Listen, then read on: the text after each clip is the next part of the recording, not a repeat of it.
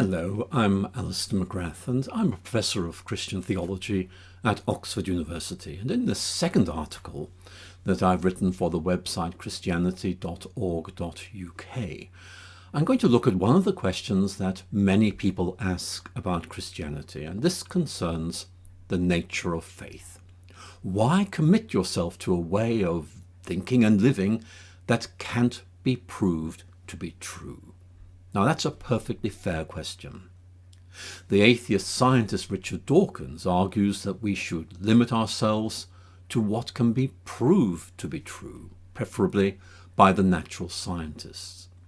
And that was certainly my view as a teenage atheist scientist back in the late 1960s. I wanted to base my life on a set of certainties, things that could be proved to be right.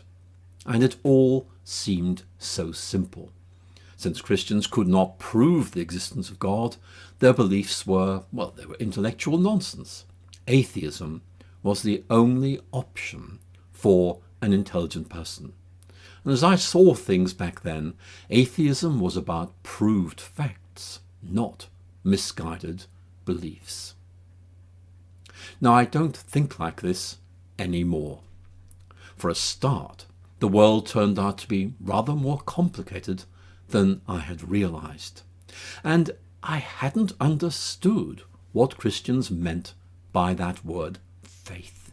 And I want to explore each of these points in this article. Now, one of my favourite books is Room with a View by E.M. Forster, written back in 1908.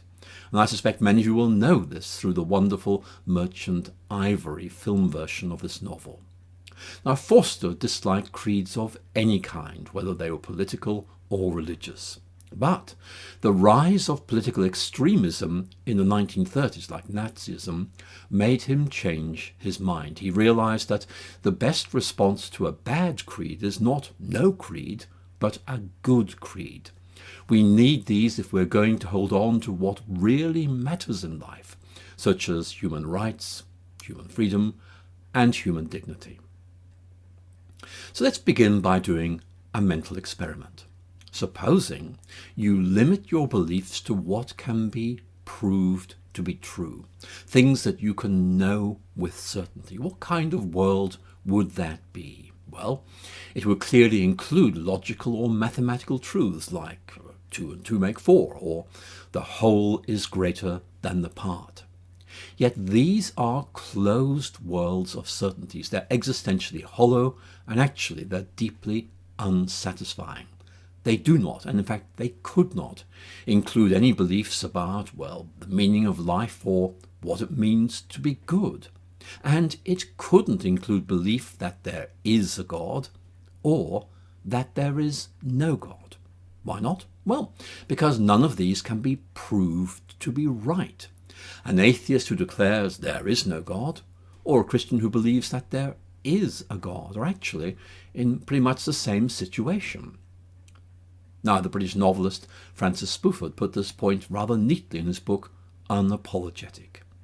Nobody, he says, knows whether there is a God. Nobody.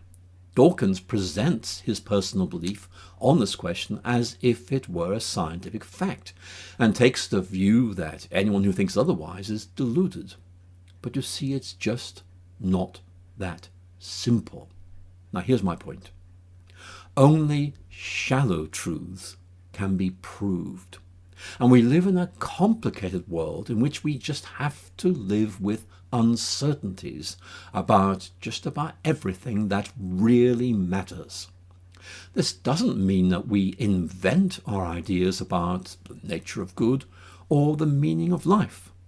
It simply means that we have to live with the fact that we can never prove our most important beliefs in life are right, even though we believe that they rest on reliable arguments.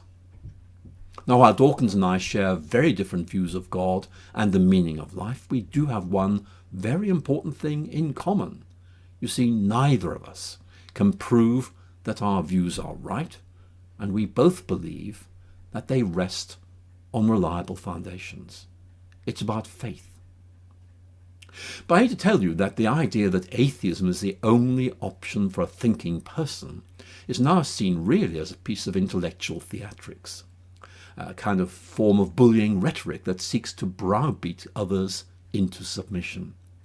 And one of the most interesting and intelligent atheist writers in recent years is the British philosopher John Gray. And in his book, 7 Types of Atheism, Gray highlights the difficulties with what he calls this secular faith.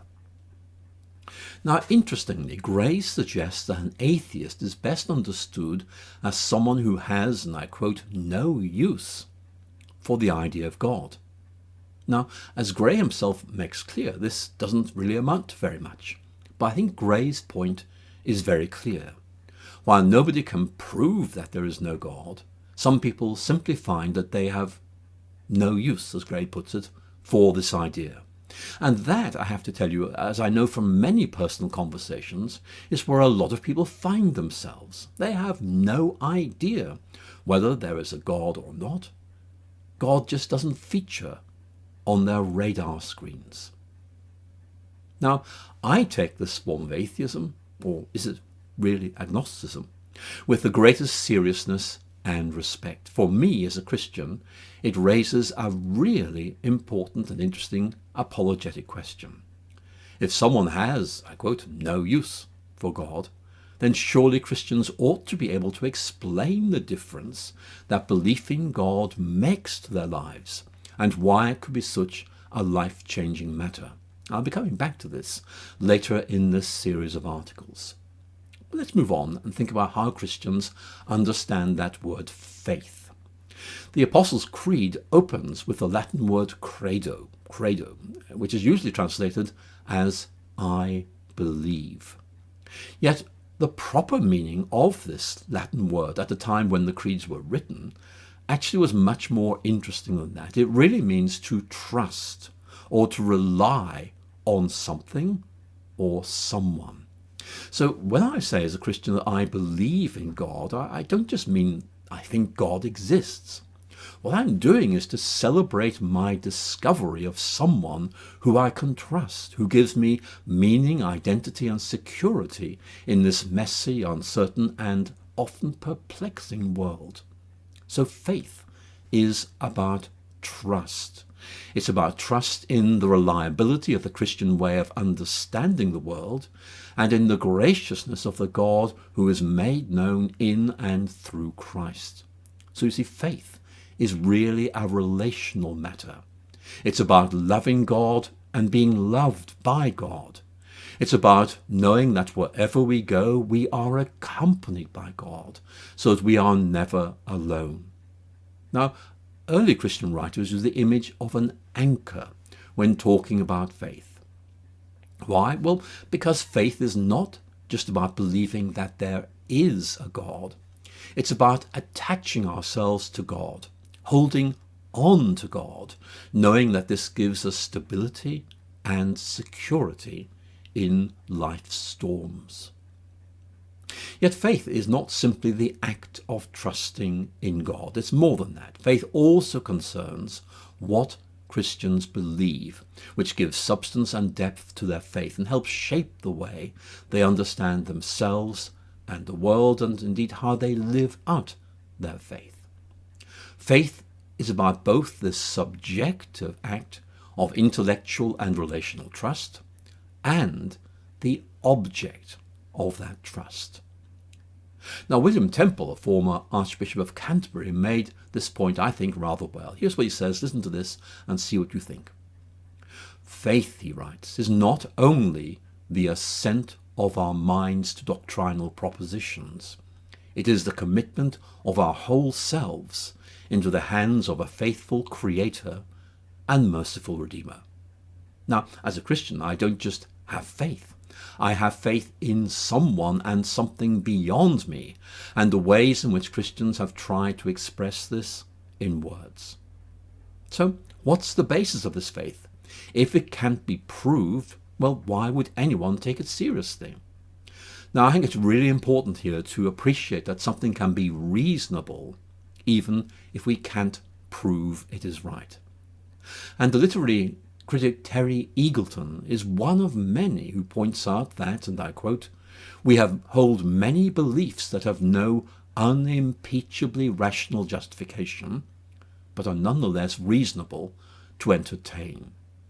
To be human is to realize that we can't be certain about things that really matter.